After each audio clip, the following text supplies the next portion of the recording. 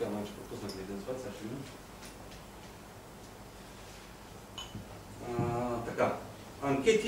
Анкети и допитвания. Значи, до сега говорихме за кабинетни проучвания. Това беше нещо, което е интернет разузнаването, нали, като ефтин, като почти безплатен вариант.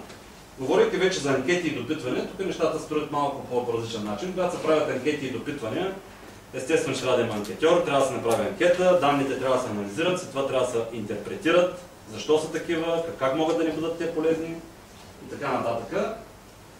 Понякога анкети са досадни, затова когато правим анкети, е добре да ги правим така, че да има някаква ангажираност. Хората да не стане като на тия двамата на самотен остров. Единият му казва, за 1000 път ти казвам, че не ще да участвам в твоето проучване.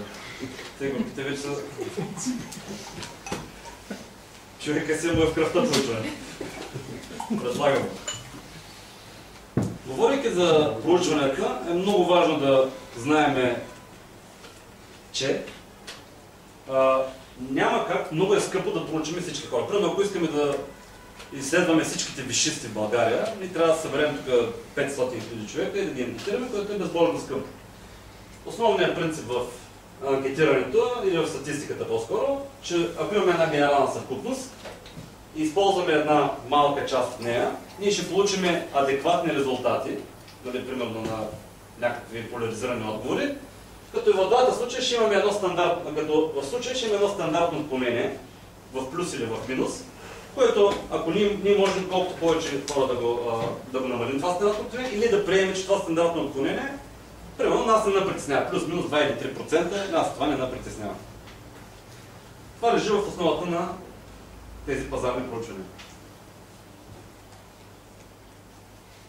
В Askim Research има един много интересен инструмент, който е определен размер на извадка, всеки може да го ползва. Тоест при задаване на степен на достоверност и интервална достоверност, това е една формула, която по учебници сме взели, сме направили просто на JavaScript едно приложение.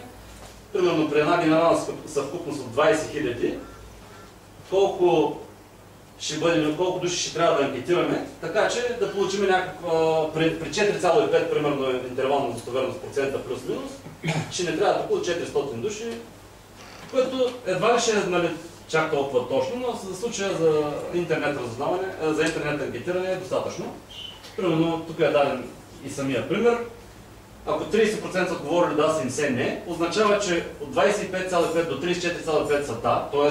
имаме някакъв интервал на достоверност и също интервал на достоверност около 10% е не. Т.е. минималната разлика между да и не, между 34,5-65 е около 30%. Въпросът е, ако това нас не удовлетворява, ние можем да приемем резултати за представителни. Естествено има 95% вероятност всичко това да е така. Говорихме за необходимостта. Защо са необходими анкетите?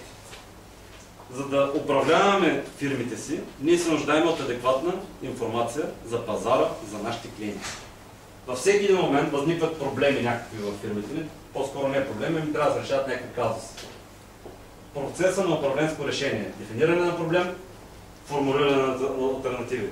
Една, втора, трета алтернатива. Какво да правим, как да решим проблема? Оценяваме алтернативите. Тази е добра, тази е най-добра, така ще направим. Избрахме решението, прилагане на решението, оценка на изпълнението. Именно тук ни трябва проучване. Тоест, в някои има случаи, в които ние сами можем да вземем решението, но в други случаи, когато оценяваме алтернативите, е необходимо да направим някакво проучване. За да бъде нашето решение обосновано, да е ясно, що се базира на реални пазарни резултати. Резултати от някакви пазарни тенденции.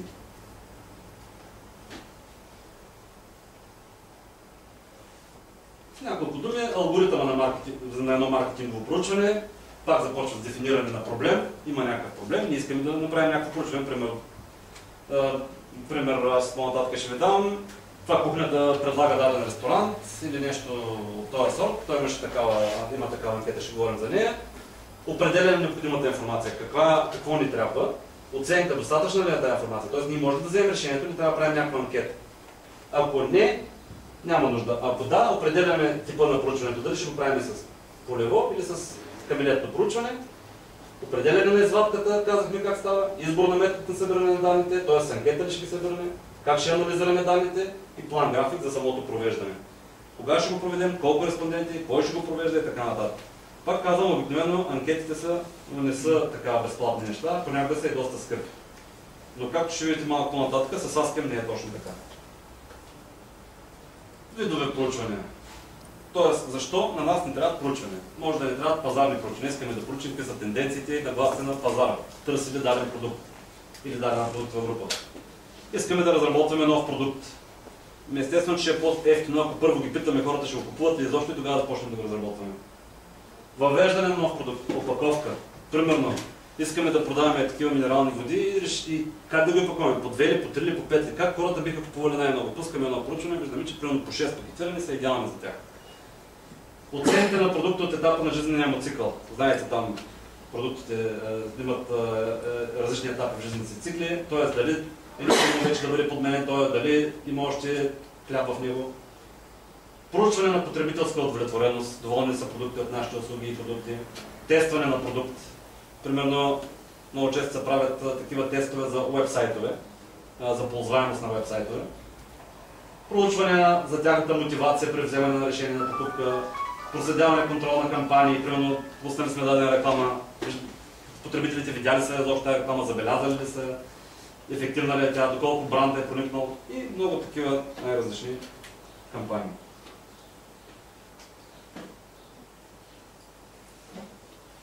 И вече самите анкети. Няма смисъл, така само ще ги изредя, защото така не, който го интересува, винаги може да прочете повече информация. Те са структурирани, полуструктурирани, неструктурирани, в зависимост какви са въпросите в тях, дали са свободни. Дали го питаш човека да отговори между 2-3 въпроса или той трябва да се напише някакъв свободен отговор. Дали анкетата ще стигне до един въпрос, в зависимост от този въпрос ще се разклони в различни посоки, са сложни, условни и така нататък.